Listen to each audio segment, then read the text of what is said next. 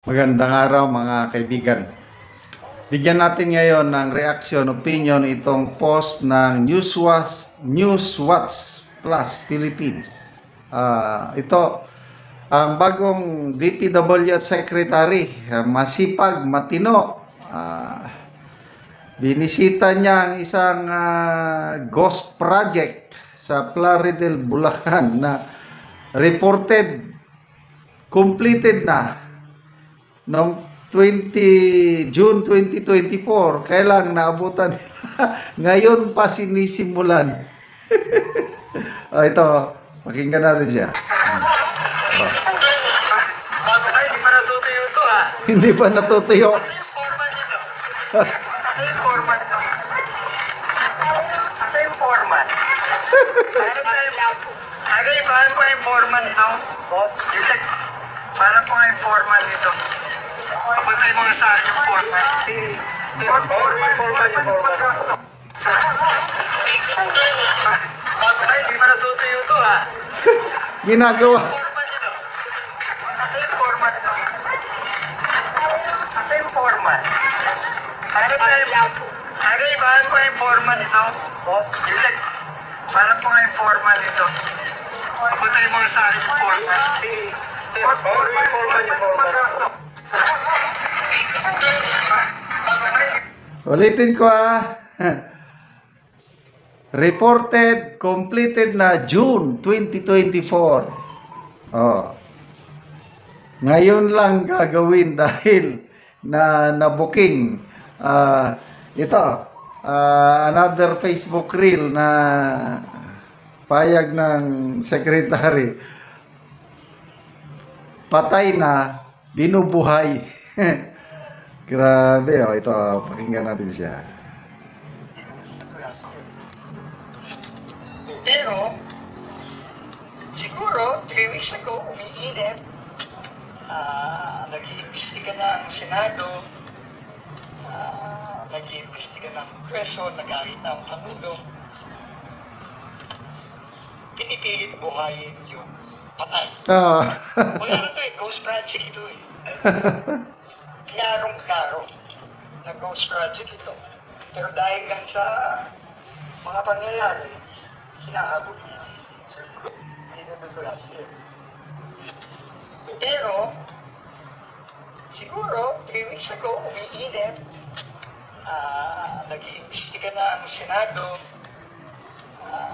Nag-iimbestiga na ang Kongreso. Nag-arit na ang Pangulo. Pinipilit buhayin yung patay. Wala na ito ghost project ito Klarong-klaro na ghost project ito. Pero dahil lang sa mga pangyayari, hinahabol niya. So, hindi na Meron ba siyang isang pahayag sa isang post na basa ko? Sabi niya, hindi tao ang gumawa nito, hayop. Sabi niya kasi yung ginagawa nga naman, halos mga 3 pulgada lang yung kakapal ng dike, tapos nabibitak yung simento, iganon mo lang sa kamay. Wala talaga, substandard. So, nakakagalit. I don't know how will I describe it sa hirap ng buhay nating mga Pilipino. Tapos ito, bilyones or trilyones na pera. Ganyan lang. Sa buwatan ng politiko, DPWH at kontraktor. May nabasa kong post, opinion sa Philippine Star. I think Ana Marie Pamintuan ata yung writer, I'm not sure. Ganito lang. The real mastermind. Identifying the mastermind, congressmen and DPWH officials. Ang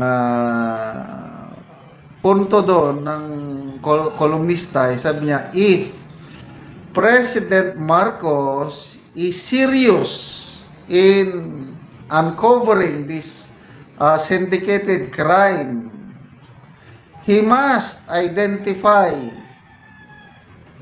the mastermind behind it.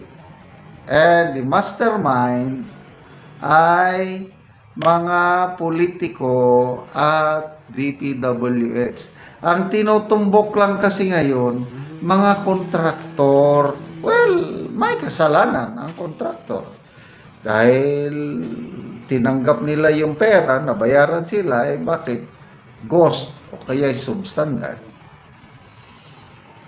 Kaya lang, alam naman natin, it's now an open secret. Salamat sa mga expose ni Mayor Magalong at Senator Lacson, Mayor Vico Soto. Mas marami yung napunta sa mga politiko and DPWH. Yan ang katotohanan. So, ano kayang kahinatnan itong mga investigasyon? Hanggang kontraktor na lang ba tayo? Wala yung silbi. Wala yan. Magpapatuloy. Lalo na ngayon, nadidiscoveryhan yung 2026 national budget. Binuo na ng DBM. May nangyari na last year. Worst budget na manggel. Hindi pa sila natuto. Nag-submit sila ng NEP, National Expenditure Program sa Kongreso. Ngayon, napatunayan, mangled budget pa rin. Bakit? Ang daming insertion. Hindi nakita ng, lalo na DPWS ang daming insertion sa mga budget nila. Reported, completed na yung project. Pinondohan na naman ngayong taon. Ang DBM naman tinanggap, isinama sa NEP. O ngayon, nakita, ganon. Nagre-reklamo ang mga kongresista. Kaya ang salita na lang, kung ako ang DBM secretary, mag-resign ako. Bakit? Hanggang nainis lang Nakakainis, sabi niya. Bakit nila tinanggap? Bakit nila isinabmit sa Kamara? Kung seryoso ang Pangulo, dapat mag-leave of absence, paanohin niya kung hindi man Klaro, mayroong sabi nga ni Senator Lacson, may sabwatan. DPWH and DBM, may sabwatan. So, again, it's all about leadership. Pag mahina kang leader ka, talagang anuhin ka talaga, pagsasamantalan ka. So, nakakamiss po ang ating Tatay Digong kahit nagmumura. Kaya lang, yung pagmumura niya, may kahihinatnan, nanginginig sila sa takot. Kaya, hindi man perpekto ang administrasyon ni Tatay Digong, kaya lang hindi ganito katindi ng korupsyon. Ibang level na korupsyon na ito. Ngayon lang nangyari the worst budget in nation's history 2025. Ito na. So, God save the Philippines. Tama po si VP Inday Sara. Guys, salamat mga kaibigan sa inyong pagsubaybay sa ating channel.